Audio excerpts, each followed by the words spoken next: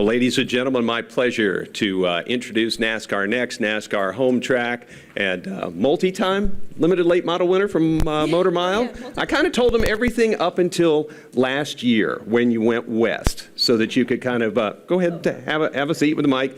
I'm new to this, sorry. I got him to your plane ride out west, and take us from there to today. Yeah, so 2015 first was a really great season because it was my first full season back in racing after graduating from Stanford. So, you know, kind of this question, do I still have it? Can I still be a champ? And we won 4 out of the 8 races at Motor Mile and won the championship, being the first woman to do so, which was super exciting. And then after that, I got the opportunity to race in the K&N West Series with Bill McAnally Racing, and it was my rookie season, and, you know, got several podiums, a bunch of top 5s, and only had 1 race outside the top 10, which was really good for a rookie, and I ended up 4th in points, which was the highest finish for a female in the series' 62-year history. So with that, it was kind of this huge confidence boost and excitement with going after, you know, the higher ranks of NASCAR. And this year, I just signed with Bob Bruncotti's Sunrise Ford Racing team for my sophomore year in the K&N West Series, and we're going for the championship. You know, I'm really confident. I got all the learning curves out of the way last year, and so we're going to go try to beat the boys where I can next this 2017. The beginning of 2017, I was also honored by being selected to the Forbes 30 Under 30 list for sports, which to be on the same list with Simone Biles was pretty humbling and pretty cool. And so we're starting off strong and really trying to carry my unique brand where I can in racing and bring in some new types of partners to the sport. And that's what we're going to be working on all year. Well, let's let them ask some questions. Deb, did you have one that you said when Julia comes? And then we'll get to the others. Good morning, Julia. Deb Williams with ESPNW. How are you doing? I'm doing very well. Nice to see you in person. Nice to see you in person as well. When you look at what you got your degree in at Stanford, and then your time that you were on Survivor, on the TV show there, what are those 2 things that you took away from there to help you in your career? And number 2 is, how did you decide to go and major what you majored in at Stanford because of the racing career you wanted to pursue? Right, great questions. So I majored as a Bachelor of Science in Science, Technology, and Society, so somewhat interdisciplinary. And the biggest thing that did for me was really give me some technical literacy to enhance my feedback and make it better than it already was. And so that taught me a lot. Survivor was so challenging, a much better race car driver than reality TV show contestant. But it really taught me that perseverance, and you know, you're physically at the end of what you think you're capable of. You're starving. I got super skinny, and so just was lacking energy, but you still have these challenges that you have to go win, and your team's depending on you. So to really push through everything that you can to be the best that you can be was what Survivor really helped me get better at. Louis Frank. Louis Frank of Reuters. How do you do? Speaking as one ex-New Yorker to another, I lived on the Upper East Side, Upper West Side. I was asking, what borough? Manhattan, Upper West Side. Okay. Yeah, by Lincoln Center, yeah. I was a little further up by Central Park, up past Columbus Circle. Oh, cool, yep, exactly. That's my neighborhood. There we go. Zabar's, Fairway. Miss it so much. Fairway's the big one, our grocery store. Right, sorry. Okay, so New York City, as you know, is not a hotbed of racing. Crosstown traffic moves at 4 miles an hour. What sparked your interest in motorsports? Yeah, so my parents actually were looking for a sport that me and my siblings could do together on the weekends, and it's me, my sister, and my brother, and they also wanted a sport that their girls could compete against boys, so there just aren't very many co-ed sports, and they liked racing. I grew up watching Formula One and sports car racing, and that got us into go-karts, and then I fell in love with it, and you know, a few years later kind of switched to more of the oval route in NASCAR. But we had to drive about 2 hours outside of the city to get to the go-kart track that I raced at, but I loved it, so we did. Lee Spencer. Lee Spencer, Motorsport.com. It's good to see you since Irwindale last year. Can you kind of talk about how you progressed past that point, and what are your expectations moving forward? What do you think the next step beyond K&N Pro Series West is for you?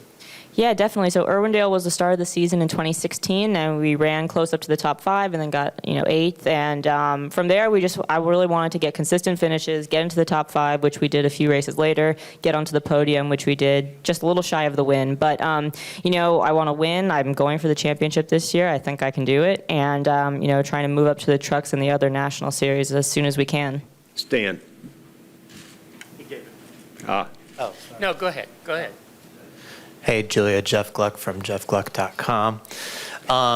Obviously, you get asked about Survivor a lot, and you have an interesting backstory with that. Do you get a sense that there's a lot of people in the garage who saw you on the show, or do they hear like, oh, you were on, but I didn't see you then? Like, how many people watched that season, do you think? Well, regardless of how many people watched, I only got so much airtime. So, some people may have missed me if you blinked. But no, unfortunately, I didn't quite get the edit that I would have hoped for. I think I got to see some other interviews that they had, and I was so much more interesting than they portrayed me. But it was tough, and I was the youngest person there. So I think more than some people definitely saw it, but other people are like, oh, that's a pretty cool frat to be a part of, that kind of challenging thing. And, just to show that I went out there and did it, and I'm not afraid to do different things, I think is where it's really cool. Wolfgang. I'm here. Oh, yes. Yeah, Wolfgang Munzer from Germany, Ranchport Press Agency. You mentioned earlier you started with karts. Over in Europe, that's a perfect place for open wheeler preparation. Did you ever test the open wheel car after karts? I did. So I actually raced in the Skip Barber Racing Series and was their first female champion. And then I raced in Formula BMW USA. And after that season, partially because of my age and partially just because we were trying to market myself, as a racer in the U.S., we went to NASCAR. But I still love road courses. Road America is still one of my favorite tracks. Stan. Yeah, Stan Creekmore with Outside the Box. What was it about racing that put you in love with it?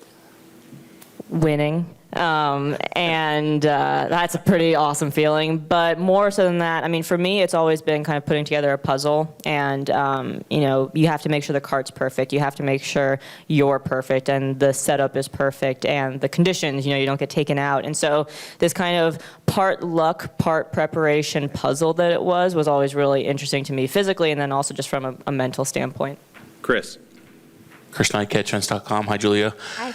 I'm just curious, after 13 of 14 top 10 finishes with Bill McAnally Racing, you completed all but one lap.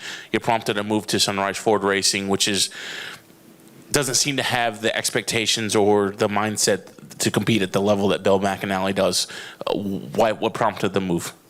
There were a bunch of factors that prompted the move, and at the end of the day, we, at Julia Landauer Racing, we have to analyze both short-term and long-term development, and so there's, with a bunch of different factors there, we really felt like a change was needed, and, I still talk with Bill, and we ended on, perfectly good terms, but just for what I needed and what teams were willing to give, the Sunrise 4 team seemed like a really great move, and I'm super excited to go out there and work with Bill Sedgwick, and we're really going after that first win.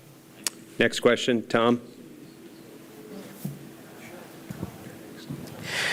Tom Baker, Race Chaser Online, Performance Motorsports Network. Good to see you again, Julia. You too.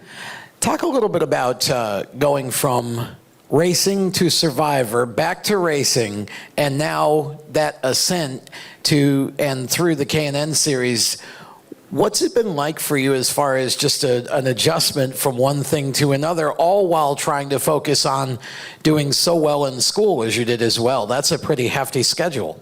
Thank you. Yeah, I think traveling for racing when I was younger and in middle school kind of set the stage for me being able to be really disciplined in what I was doing when I was doing it and really compartmentalize. And I like being active. I like being busy, and so it's a lifestyle that really suits my personality. And life's short, and there's a lot that I want to get done. So all the work and the busyness and moving around is part of the job.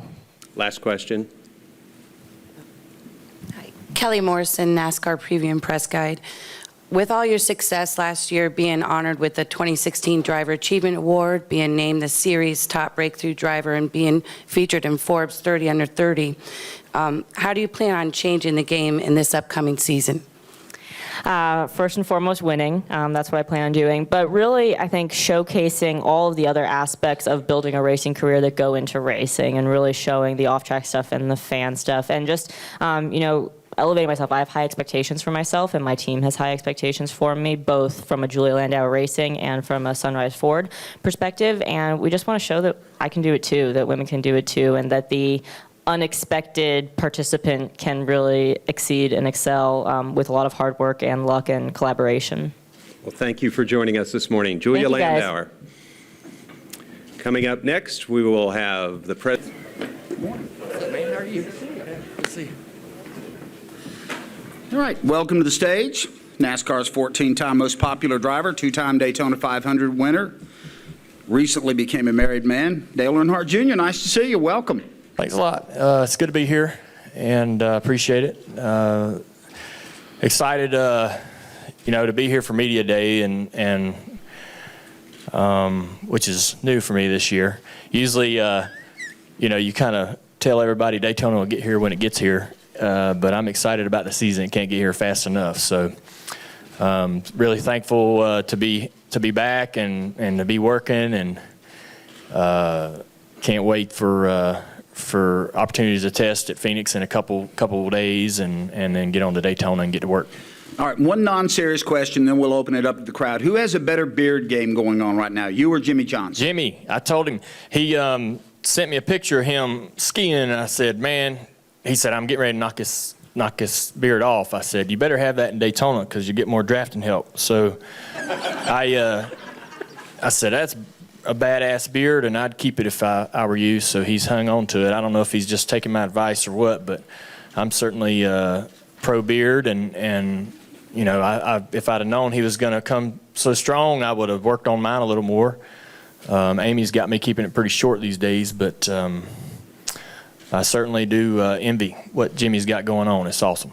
All right, we'll start right here. Bob Pockris. No, go over. Bob Pockris, ESPN. Your two big events in December. Can you compare the emotions of getting approved to race and the emotions of getting married? Well, the approved to race kind of thing was a slow evolution and something you could see coming and get, physically and mentally prepared for. So I wasn't like, I don't know,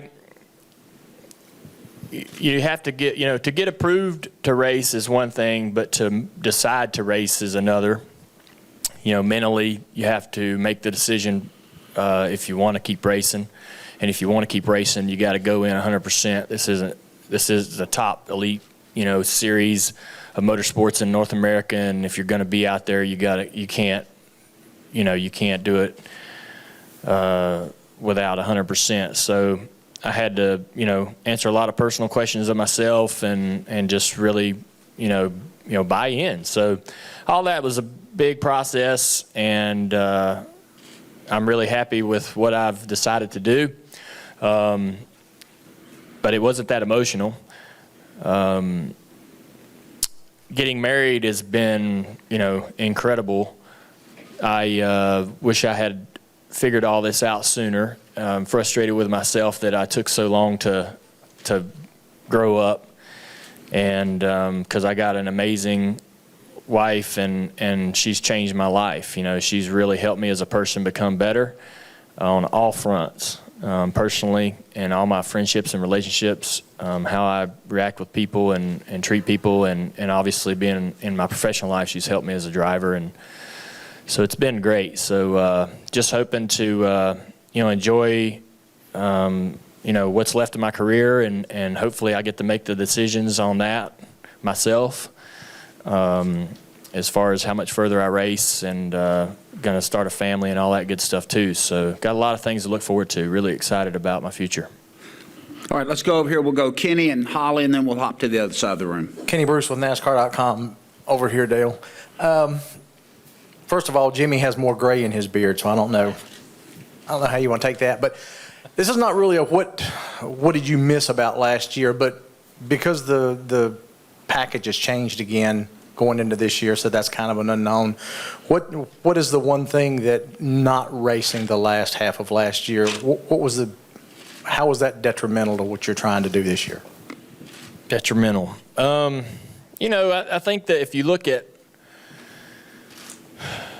being out of the car, you hope you could come back and jump right back in and not miss a beat, but like I said, this is a top series, and any time away, you're getting behind. So I'm really anxious and curious as to where we shake up early in the season, how we can do, how competitive we can be, what if any learning curve is there for me, and so we'll figure all that out though. But I missed the camaraderie. I mean, that's the one thing that I'll probably miss the most when I'm not racing anymore, is just the friendships in the inside the track, not just the garage, but with the media. I won't get to talk to you guys as much. I've got an awesome road crew. We're all buddies. We all communicate every day. We use an app to be able to communicate and text every day with each other as a group. And so it's very close-knit sort of family, and I'm going to miss all that. It's so fun to be able to go as a team and do something and succeed. Even when you don't succeed, those guys are the ones you lean on, when you have a bad day. So we all kind of lift each other up, and I'm going to miss all that. So that was something that was difficult to watch someone else do in your place. I was certainly jealous and envious of Jeff and Alex working with my guys. At the same time, I was happy for Alex and glad that Jeff was available, but you definitely were wishing it was you in there getting to work. Holly Kane. Holly Kane, NASCAR.com, over here by Kenny. I wanted to follow up a little bit with what you said when you sat down. I think sometimes it's fair to say that after you've been doing it a while, racing for a while, coming in and having to answer questions and doing media tours and things like that, people may not get so excited about it. And we see the young guys come in and they're very excited, and this is like so cool. And I sense from you that you're kind of like, you know what, this is a good thing. Could you just talk a little bit about that? And it's not something to take for granted, obviously. That's it. You do take it for granted. You take your job for granted when you're doing it every week. Us as a society, we get better and better at complaining, and the drivers aren't any different. We moan and complain about everything, but when you get a chance to kind of step back and watch it, I got a chance to be in the garage area at Dover and watch the drivers come in that morning for practice, and it was a really eye-opening experience to see. It's like an out-of-body experience almost, to watch all that happen, and looking at them and knowing that was me. And so I got to see the drivers from a different point of view, and got to see the whole sport from a different point of view. Being out of the car certainly made me anxious to get back in, and happy. I'm happy to be able to come back here and continue to compete. Got real close to not being able to compete. Got real close to being someone else's decision whether I competed or not. And I always said, people have asked me ever since I turned 40 when I would retire and all that. And all I wanted to do was be able to make that choice myself. I don't know when I'm going to stop racing. But I want to be able to make that choice and not have it made for me. So all that stuff really showed me how much I got going for me, and how fun this really is, and how you can make it really difficult, or you can enjoy it. This is an incredible position to be in, and it's an awesome sport, and driving the cars is fun, and doing the photo shoots, making the commercials, talking to the media, all those things are fun. And but you can make it not any fun if you want to. And sometimes, as human beings, we have a tendency to do that. But I really, the grind, man, it's so long. You're doing it year after year after year. And it doesn't seem like we have much of an off season, and even when you actually work harder in the off season, people think you take off and don't do anything. That's when everybody knows you got time off, so they're like, hey, come do this appearance here, or come do this photo shoot, and we're going to book you, book all them days that you're not doing anything because you're not racing finally, so they can get all the sponsor responsibilities. They have an opportunity to check all those boxes off. You'll have so many appearances still on the table at the end of the season, and they want to use them. So those guys, we get a break, but just from the driving part, pretty much. So I could totally, see how you kind of get wound up and burn out a little bit. But I'm certainly not feeling that way right now, and I'll be much more self-aware, I guess, going down the road to try to remember, what this is and what position I'm in, and not take it for granted. It's easy to do. Well, that's the fastest 10 minutes of media tour. Dale Jr., thanks for your time. Good luck. Have fun the rest of the All day, right. and we'll see you in I had to Daytona. stay a little longer, but I guess we'll get going. Yep. We'll see you guys. Okay, I had to rush Junior off the stage. That's not very popular. Okay, thanks very much. Yeah. All right, we welcome to the stage now from Hendrick Motorsports, Kasey Kahne. Kasey, welcome to the media tour. Good to have you here. Yeah, good to be here. Media tour, looking forward, to today. There's a lot to be talked about, a lot going on in the sport and with our team and Hendrick Motorsports. It's been a nice with Mr. H and everybody that got inducted into the Hall of Fame. That was a really neat couple of days. We had some great times listening to the stories and things at the hall, and then we had a nice party Saturday night for Mr. H, and we had a blast. Hendrick Motorsports and a lot of the people from Hague and stuff. So it was a big party and a really good time. All thanking Mr. H and also congratulating him on his success and everything that he's done for so many of us. All right, let's go ahead and open this up for questions here for Kasey Kahne. We'll go Wolfgang and then back to Tom Jensen. Kasey here. Wolfgang Monser, Rennsport Press Agency from Germany. Last year, the driver replacing Dale Jr., Alex Bowman, had a pole position. I can't remember where, but during the season. How identical are all your four cars? When one driver is quick, the other drivers are not. In principle, can you set up identical your car like the driver who is leading either timesheets in qualifying or race? That's a pretty complicated question because there's a lot that goes into that, and there's, especially last year, everybody's kind of in different areas and things. I feel like HMS is in a great direction, and we made a lot of those gains the last 12 to 14 races of the season, and we've even went further for this season. So I would say, looking ahead, to answer some of that question, a lot of the things are going to be very similar on all the cars, as the future goes. So I think we're headed in a great direction with that. All right, in the back to Tom Jensen. Hi, Kasey. Tom Jensen, FoxSports.com. Do you feel a higher level of optimism coming in to this year because of how you guys ran toward the end of the year, or do you feel pressure because you missed the chase the last couple of years? I think it's more optimism, and just feeling good about where we went last year. Where we started, consistent 18th to 20th was not anything that we wanted, and after the last 12 to 14 races, we were 8th to 10, and so that jump, that consistency that we showed throughout the whole season for the speed of the car, and I thought was good, and we were working hard to make another jump, because 8th to 10th isn't where we want to be either, but definitely a big, a lot of progress from where we were the first half of the season to where we ended, and we can only build on that. And we know where we made those gains as a company and as a team because we made them in both areas, and we'll just get better from there. All right, we'll go over here and then to Holly. Don Gamble, Rapping on Racing. Kasey, you're in the top of the sport. You got here much like Tony through the sprint cars into NASCAR. And I first met you at Lernerville Speedway years ago. As a matter of fact, I did a Victory Lane interview with you when you were still driving.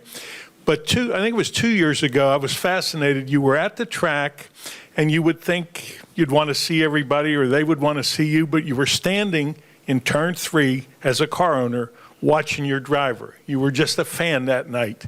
Your love for sprint car racing is amazing. Do you think that with your teams you will continue to do this or just focus on the NASCAR? Well, I think my love for racing, in general, I love racing. I love the sport, all different types of racing. But sprint cars is something that I have a long background in and have really enjoyed learning. It's kind of how I learned how to race, was in dirt cars. Sprint cars was a huge part of that. So to have those teams, Brad Sweet and Darren Pittman, are, to me, that's some of the most fun I have each year is when I can actually go to the racetrack, support those guys, stand in the corner, grandstands, wherever it may be, and watch kind of their every move. And to me, that's a lot of fun. I enjoy having those teams. We have the employees that we have, the drivers that we have, and hopefully we can keep those going for a long time because it's something that means a lot to me. Well, your success as a sprint car driver, does that put unnecessary pressure on your drivers? I don't think a whole lot. I think that they know what I expect, but they put they have all the things that they expect of themselves, and they put that time in, they put the work in, and they're two of the best drivers you're going to find in sprint cars anywhere. And I'm glad that they race for me, and each year they're just trying to be the best that they can. So I respect them a lot. That series, that traveling, it's a long season that those teams go through, and they do a great job with it. So my respect's high for them. All right, we're going to go Holly and then over to Daniel. Holly Kahne. Hi, Kasey. I wondered if you could talk a little bit about why you feel more optimistic going in this year. Throughout your career, you've had change of makes, teams, crew chiefs. You've really not had a real long period of the same person, same team, same kind of car. What is it in particular that makes you feel, better or optimistic that you're looking forward to this year? Well, I think, first off, anytime any of us have a month or two off, and we all know we're starting at zero here in a couple of weeks, everybody feels good about it. Is excited to get the season started. For me, though, a lot of it has to do with the way we finished last year, the way that the company, the progress of the company, and then the progress of our team, what Jimmy Johnson did, what Chase Elliott did.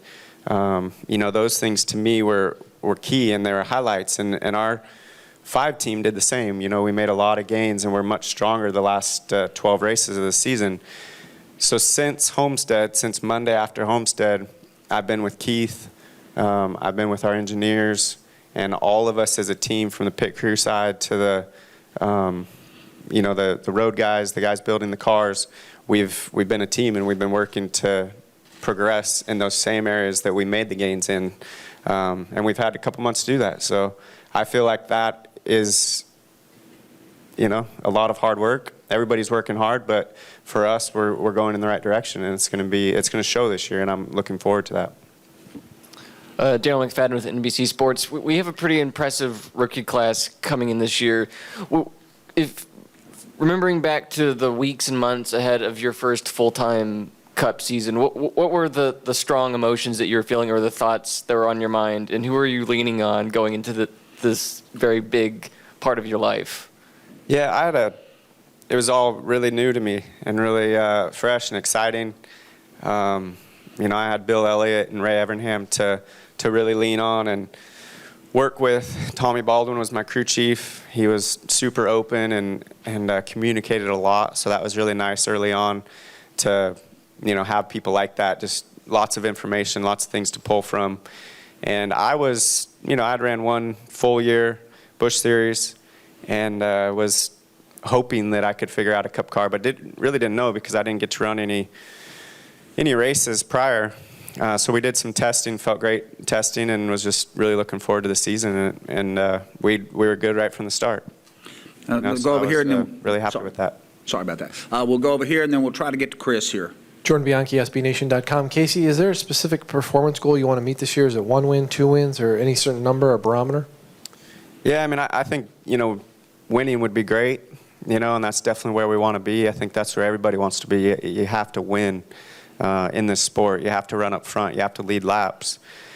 If you want to be part of the playoffs, you need to do all that, and then you need to do it in the playoffs as well if you want to win a championship. So, to me, consistently running in the top 10, if we do that as a team, week in, week out, we're going to have our fair share, our shots to win, whether it's a stage, whether it's the final stage. So, yeah, I'm looking forward to that. Just looking forward to performance and having much faster cars and being, doing a better job behind the wheel in basically every aspect. Nice transition to bring playoffs in there. That was good. Yeah. No Chase reference. That's really strong. All right, let's wrap it up here with Chris. Chris Knight, CatchFans.com. Kasey, I was just wondering, we've seen a lot of drivers have different things that make them reflect on things outside the race car. You recently, I think your son's a couple years old now, but has he made you reflect on things and make you realize what life's all about outside of racing? Well, he just turned 15 months, so he's growing and changing so quickly, and he's a complete blast. So I definitely look at things a little bit differently. When it comes to racing, I don't look at it a whole lot differently because I've always had such a passion for driving and learning about the cars, being part of the team side of things, and working hard to be the best that I can be. So that hasn't changed a whole lot. I really want to be in victory lane with him. That's one thing that I do think about. But, other than that, I think it's away from the track, how it's kind of changed my life and how I look at day to day and kind of tonight when I'm done with all this, how much fun I'll have tonight. So there's a lot of things that he's changed, but racing not so much. Kasey, thank you for your time. Good luck this year. Thank you, guys.